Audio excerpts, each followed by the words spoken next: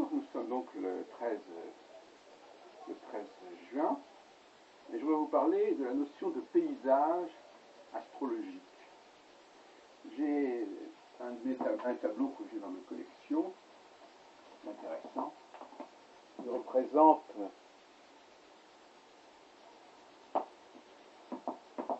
un paysage, mais il y a aussi une femme, je pense, qui marche dans le paysage, qui circule dans le paysage. Donc le paysage est fixe, mais le personnage se meut dans le paysage.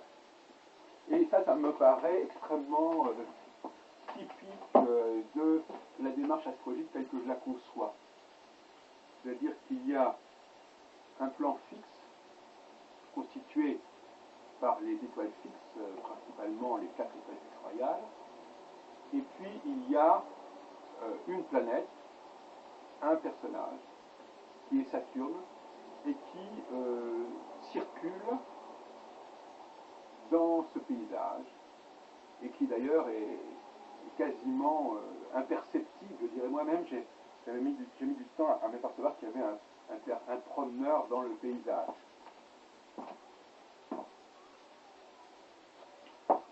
Donc, je pense que l'astrologie doit revenir à cette problématique qu'elle a largement perdue. D'abord parce que le paysage, c'est déjà un élément visuel. Il y a des choses qui sont là, à voir, et il y a un élément qui est lui également visuel, mais qui bouge, qui se meut. Et je crois qu'il faut rétablir dans l'astrologie cette dualité entre ce qui est fixe et ce qui se meut. Or, notamment depuis la théorie des grandes conjonctions qui est apparue en monde arabe vers le Xe siècle avec Al-Mazar, conjonction Jupiter-Saturne, on a cassé cette image du paysage. Bon, pas totalement, puisque quelque part on se réfère au zodiaque, mais à un zodiaque qui est invisible. On ne travaille pas sur les constellations, mais sur les signes. Et puis il y a ces rencontres entre Jupiter et Saturne qui se produisent chaque fois à 120 degrés l'une de l'autre, d'une fois sur l'autre, à 20 ans d'intervalle. De la même façon d'ailleurs que les conjonctions Soleil-Lune sont également sujets à des variations importantes d'un mois sur l'autre. Donc là aussi, le plan fixe n'est pas clairement établi. Le zodiaque jouant un petit peu le rôle de l'étoile fixe, mais de façon un peu de substitution, même si l'on sait qu'effectivement le zodiaque se réfère initialement aux constellations aux étoiles fixes, contrairement à ce que beaucoup d'astrologues affirment, même parfois des historiens, sur des interprétations fausses de données, des données qui sont elles-mêmes d'ailleurs corrompues. Revenir à l'astrologie de cette dualité entre le fixe et le mutable aussi on peut dire comme ça, parce que d'ailleurs le mot signe fixe et signe mutable existe dans le langage astrologique, curieusement. Eh bien, ça me paraît tout à fait simple. Et il faut travailler dans cette direction. C'est-à-dire qu'il faut comprendre que, d'ailleurs l'astrologie est née de cela, elle est née du moment où on a découvert justement qu'il n'y avait pas que des étoiles fixes dans le firmament, mais qu'il y avait aussi des planètes. Le mot planète voulant dire errant.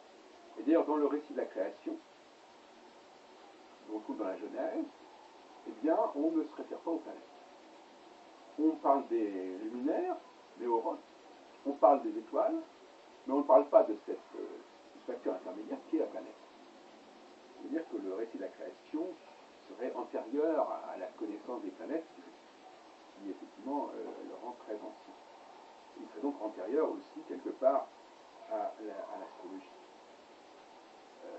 Puisque l'astrologie naît, l'astrologie telle que nous la connaissons, naît de cette prise de conscience de ce que les planètes ne sont pas des étoiles fixes. Et à mon avis, il faut rester fidèle à cette prise de conscience fondatrice, et donc vouloir une astrologie qui reste articulée sur cette dualité.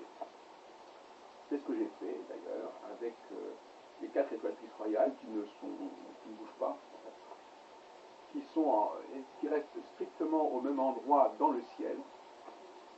Il n'y a pas donc à aller les chercher pour dire tiens la prochaine fois où est-ce qu'ils vont se rencontrer. Non, on est simplement dans un aspect de conjonction et non pas un aspect de trigone comme pour les axes et les rapports Jupiter-Saturne ou un aspect de semi-sextile pour les rapports entre Lune et Soleil.